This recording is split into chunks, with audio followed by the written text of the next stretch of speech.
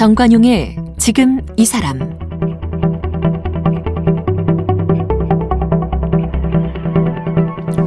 여러분 안녕하십니까? 정관용입니다. 우리 땅 속에 역사가 묻혀 있죠.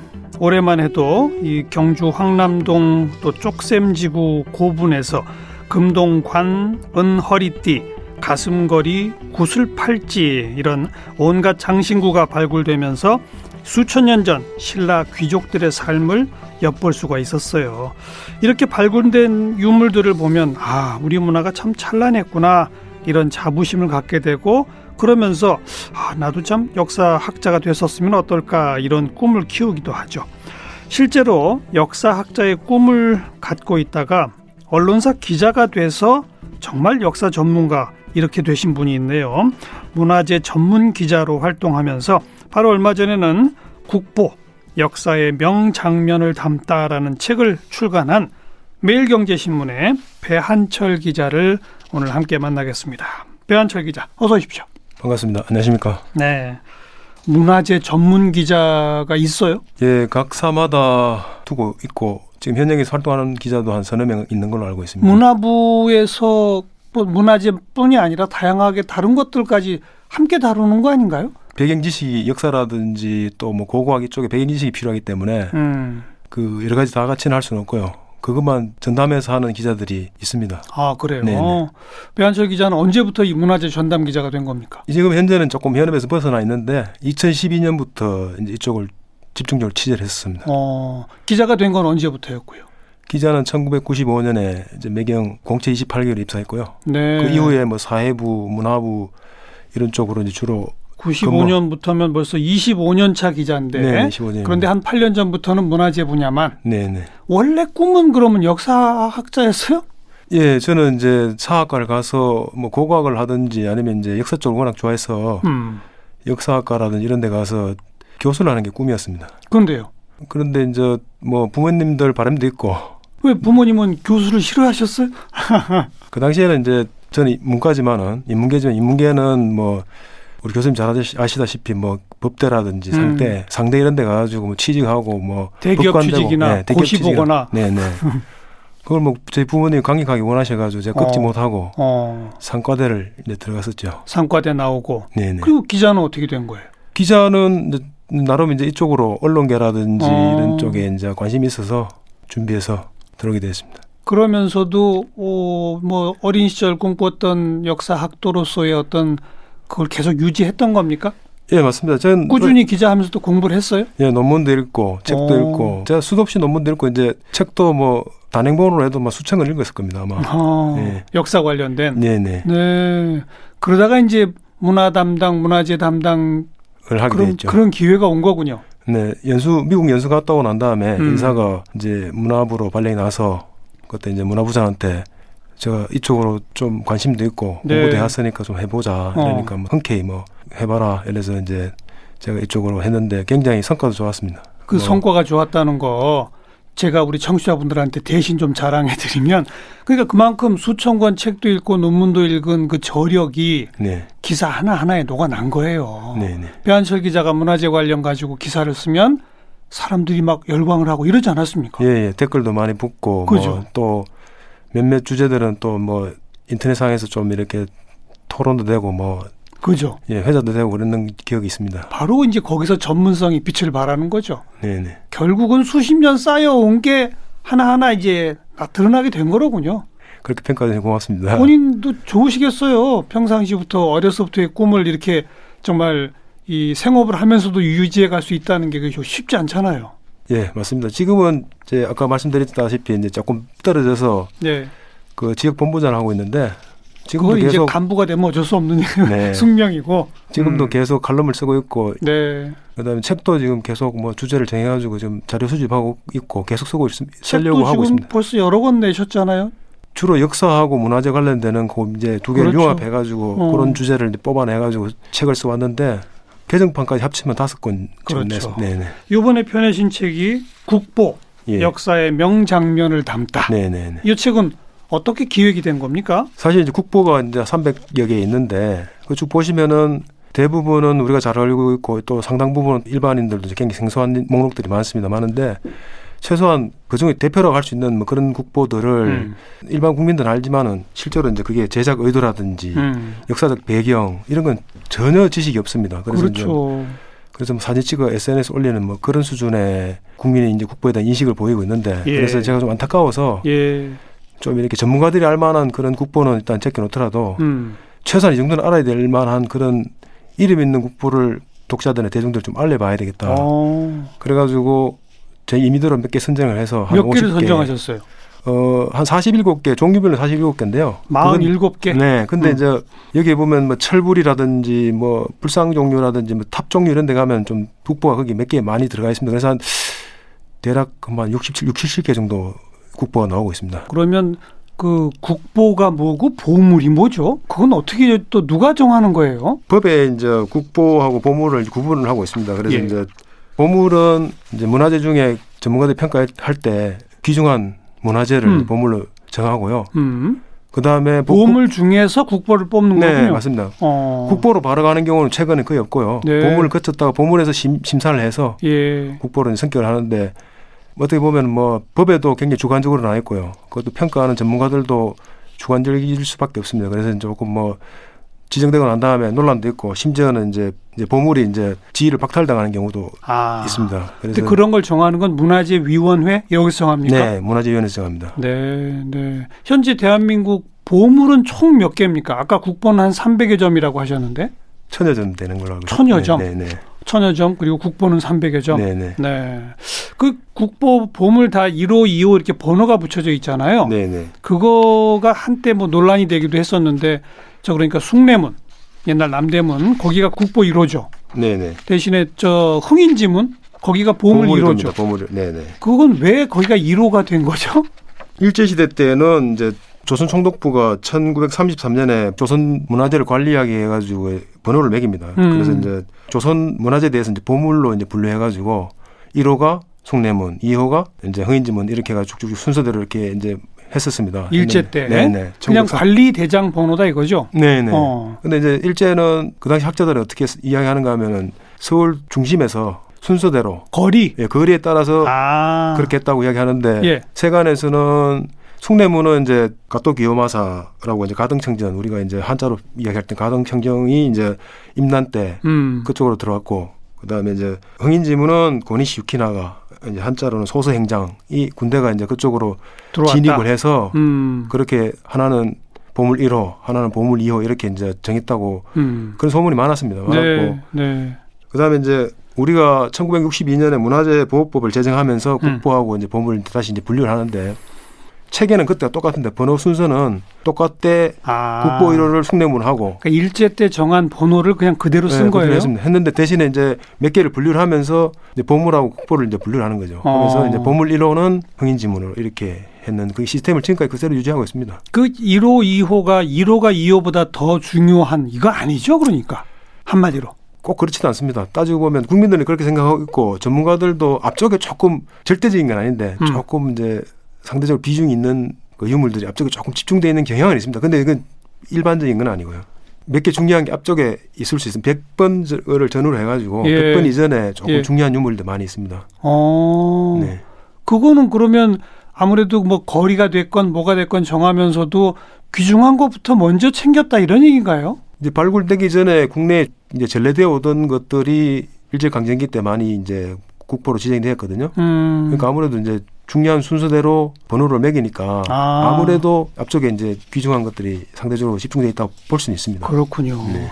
그렇다고 아무튼 딱 부러져서 1번이 제일 중요하고 100번은 100번째 중요하고 이건 절대 아니지만 않습니다. 네. 그건 아니지만 그래서 한때 번호를 없애는 게 맞지 않냐 이래서 문화재청에서도 그걸 연구를 했는데 없애면 또 다른 혼란을 초래할 수 있다는 뭐 그런 인식인지 뭐 그 계획은 무산됐습니다. 그렇죠. 그냥 관리 대상 번호다 정도로 우리가 국민들이 인식하면 되는 거죠. 네, 맞습니다. 네. 다만 100번 이내에 좀 중요한 게 많긴 하다. 네. 이번에 47점 고르신 것도 주로 그쪽입니까? 예, 뭐 그쪽에 뭐 집중돼 있다고 봐도 무방합니다. 네. 책의 제목을 역사의 명장면을 담다라고 하셨거든요. 네네. 이건 무슨 뜻이에요? 국보 하나하나가 어떤 역사의 한 장면을 드러내고 있다, 보여준다? 맞습니다. 네. 국보라는 게 그 당시에 최고의 장인이 만들어가지고 지금까지 남아있는 게 국보로 지정된 경우가 많거든요. 그렇죠. 그렇죠.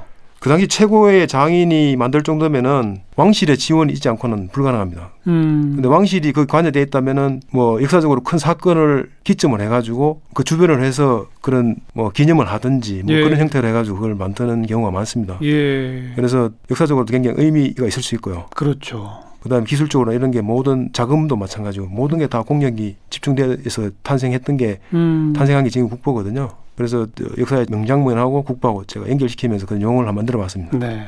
각 챕터별로 흥미있는 제목들이 많아요. 첫 번째가 국보 발굴 현장 답사기인데 네. 이 무령왕릉 출토품 관련해서는 배수로 공사 중에 우연히 발견한 사마왕의 무덤. 이게 정말 배수로 공사 중에 우연히 시작된 거예요? 이쪽에 그 무령왕릉 출토품이 나온 그 주변에는 사실상 이제 일제강점기 때 도굴이 굉장히 심했습니다. 그래서 처음부터 빈 무덤이 이랬는데 이제 거기서 장마를 앞두고 인부들이 이제 배수로 공사를 하다 보니까 예. 벽돌이 나왔습니다. 백제식 무덤을 쓰는데 들어가는 이제 벽돌 그게 나와가지고 이게 심상치 않다.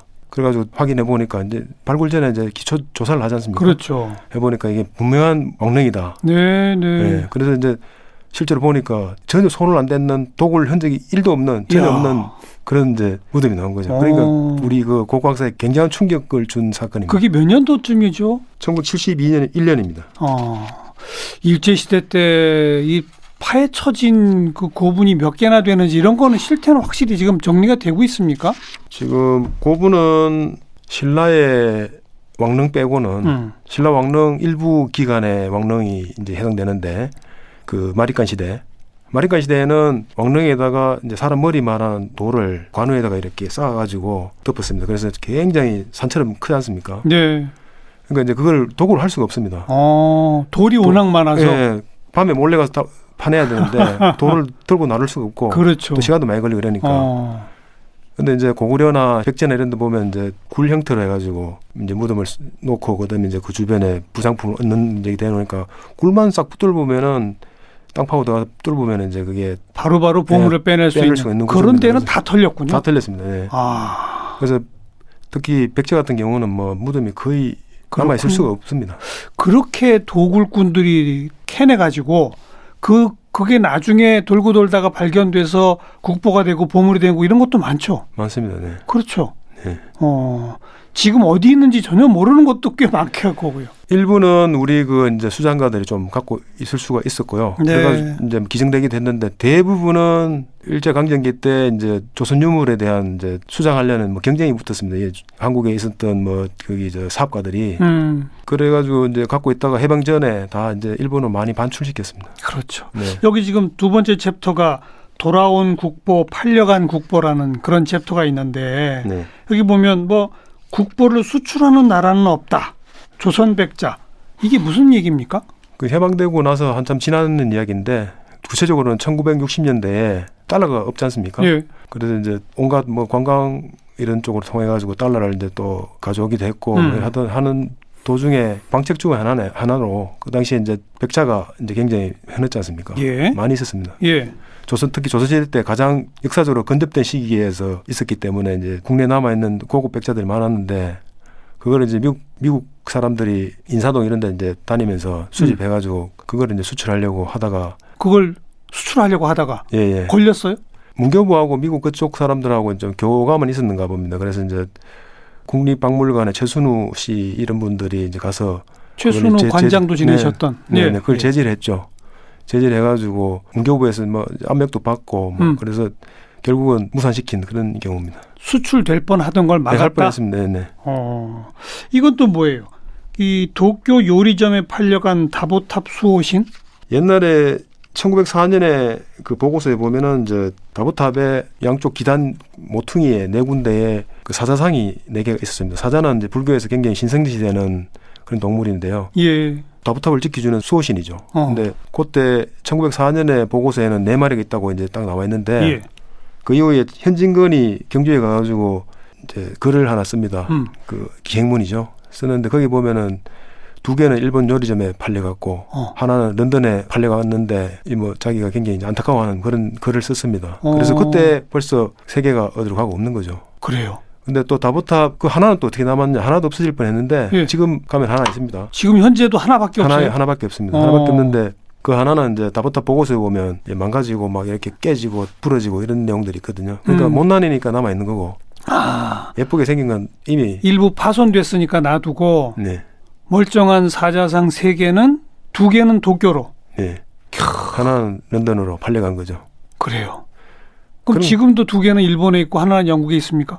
그건 알 수 없습니다. 어디 갔는지 몰라요? 예. 그게 이제 기록에만 있을 뿐이고 현진관의 기행문에 네. 실제로 그런 그 당시에 이제 일본이 정은 장식품으로 그런 뭐 부도라든지 작은 장식품 조각품을 어마어마하게 빼내갔습니다. 그래서 그렇죠. 그런 행방을 찾을 수가 없습니다. 알겠습니다. 개별 집이나 정원에 다 있고 네.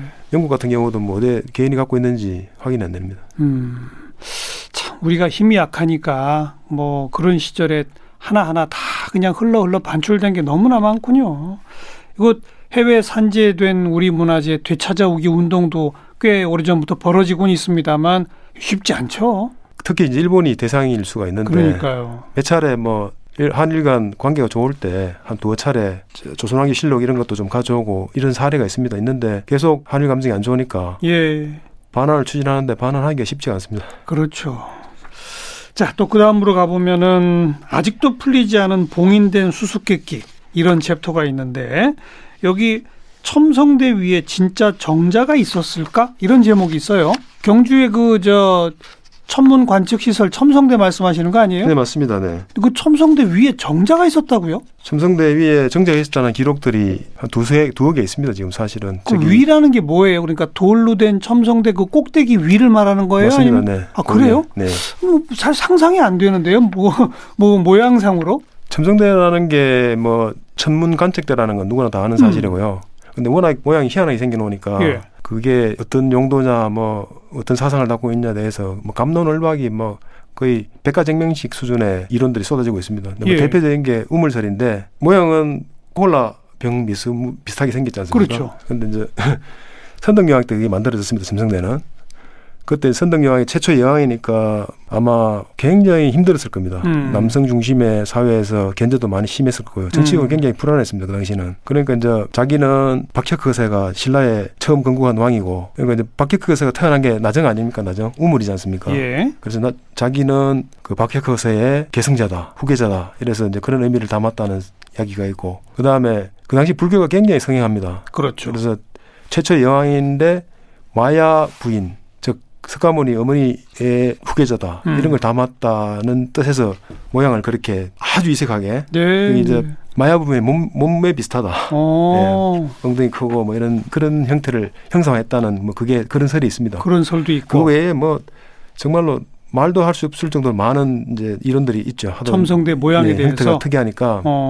근데 이제 그 위에 정자가 있다는 거는 일제시대 때 그 요즘 같으면 뭐 기상청 뭐 청장님 되는 사람이 그 연구를 좀 쭉 해왔습니다. 했는데 이제 설총의 집안에 이제 그 족보에 보면 거기에 첨성대 위에 백구정이 있었다는 거 그런 이제 기록이 있고. 그러니까 첨성대에 백구정? 예, 백구정.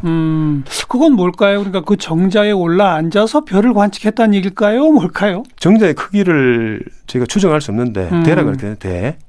또 조선 후기 때 기록에는 뭐 각이란 말도 쓰기도 하고요. 그래서 그게 천문 관측용인데 뭐 비를 피하려는 용도인지 아니면 뭐 그 위에 막 엄청나게 큰 건물을 지을 수는 없을 것이고. 예. 뭐 여러 가지 용도로 낮에도 뭐 천문을 관측했다면은 이제 또 뭐 좀 어두운 데서 밝은 데를 보면 좀 아무래도 햇빛을 좀 가리는 네, 그런 것도 기능. 있고 비라든지 알겠습니다. 뭐 이런 것도 또 막을 수 있고 뭐 그런 용도라고 저는 추정을 아무튼 합니다. 그런 기록이 좀 있다는 거지 확인된 바는 없는 거죠.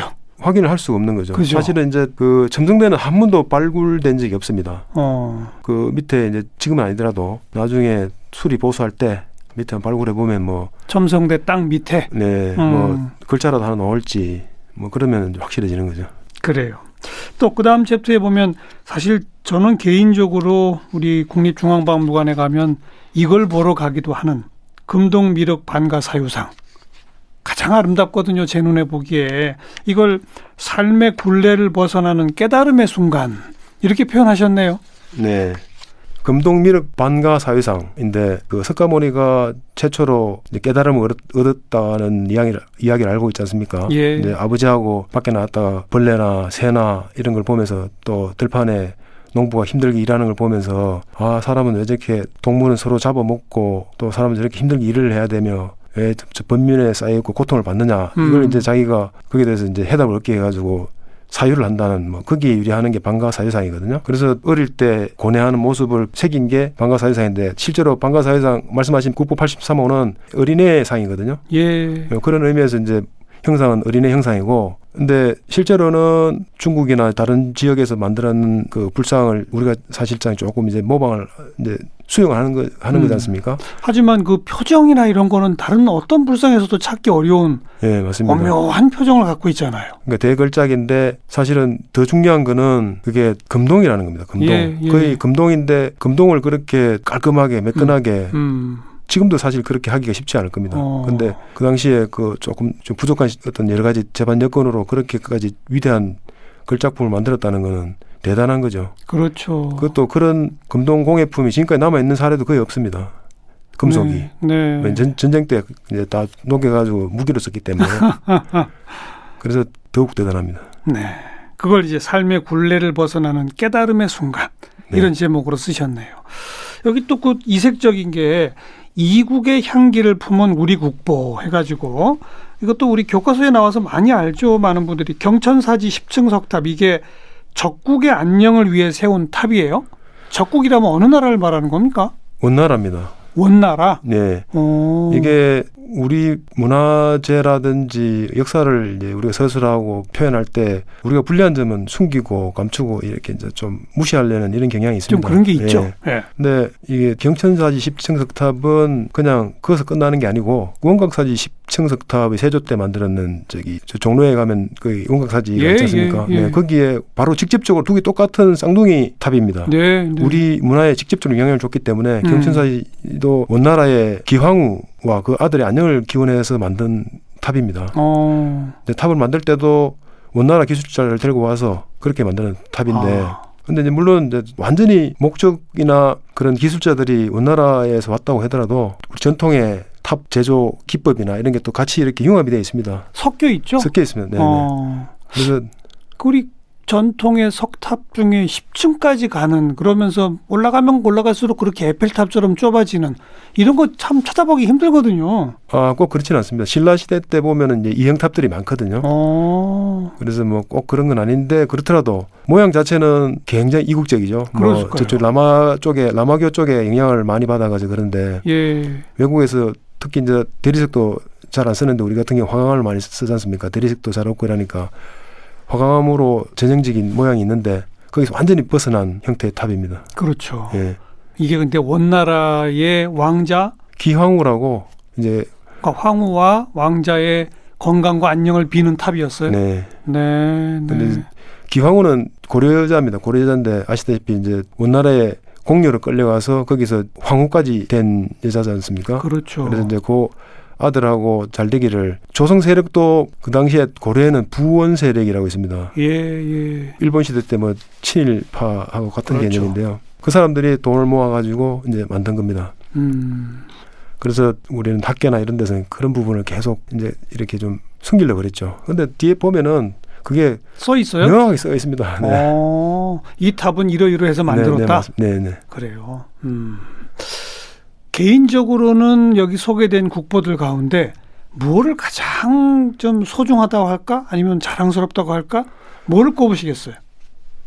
우리 국민은 대부분 아마 훈민정음을 꼽을 겁니다. 훈민정음은 완벽한 문자입니다. 그렇죠. 뭐 영어나 뭐 일본 언어도 있고 중국의 한자도 있지만은 다 각자 단점이 있거든요. 근데 단점도 있을 뿐더러 쓰는데 불편하지만은 또 이게 뭐 언제 만들어졌고 누가 어떻게 만들었고 어떤 의도로 만들어지고 언제 만들어지고 누가 만들었고 그런 거 모르죠. 모르는데 훈민정음은 그걸 다 압니다. 맞아요. 알고 거기에 세종대왕이 왜 이걸 만들었는지 시지까지 다 알고. 맞아요. 그것도 그 당시에 왕조시대 때 왕이 군주가 백성들을 위해서 백성들이 불편할까 봐 이런 애민정신이 정신이 담긴 훈민정음을 어떻게 귀하다고 안 할 수 있겠습니까?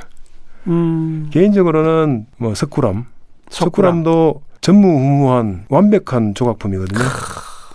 그 이전도 그런 거 햇빛이 비치는 각도까지 뭐 그냥 정확하다면서요. 예, 그 구조도 정확하지만 조각 기술 자체도 네. 완벽한. 그 이전에도 그런 걸 찾을 수가 없고 예. 그 이후에도 그런 걸 찾을 수가 없습니다. 이런 이야기를 한번 하겠지만은 지금의 최고의 장인이 최고의 기술을 갖고 있는 뭐 최고의 장비를 갖고 있는 장인이 타임머신을 타고 그 당시에 딱 가가지고 딱 만들고 딱 돌아온 정도의 완벽한 조각입니다. 그 한동안 오랫동안 보수공사인데 이제 다 끝났나요, 석굴암? 보수공사는 이제 뭐 지금은 손을 댈 수가 없고요. 일제 시대 때 일제강점기 때 그게 이제 조선 말에 이제 성리학이 교조화되면서 이제 불교 유적을 막 훼손하거나 방치하고 몇 수십 년, 수백 년 동안 그런 시기가 있었습니다. 예. 그래서 이제 뭐 경주 같은 데 가면 목 잘린 불상 같은 것도 있는데 뭐 그때 피해를 보지 않았나 이런 생각 드는데 석굴암도 그렇게 위대한 걸작인데도 이제 방치를 해가지고 거의 무너졌거든요. 맞아요. 무너져가지고 1910년대 사진 보면은 구멍 다 뚫리고 막 야외에 방치되어 있는 상태의 석굴암 볼 수 있습니다. 옆에 기둥도 다 무너지고 그거를 일본이 바로 이제 한일에 병합하면서 그거를 이제 수리에 들어가가지고 하는데 도저히 어떻게 다시 쌓을 수 있는 방법이 없었는가 봅니다. 그 당시에. 그래서 시멘트를 외부에 시멘트를 부어가지고 붙여놨습니다. 돌을. 네. 근데 시멘트를 붙여놓으니까 이제 결로가 생겨가지고 이끼가 끼고 뭐 곰팡이 피고 이랬습니다. 예.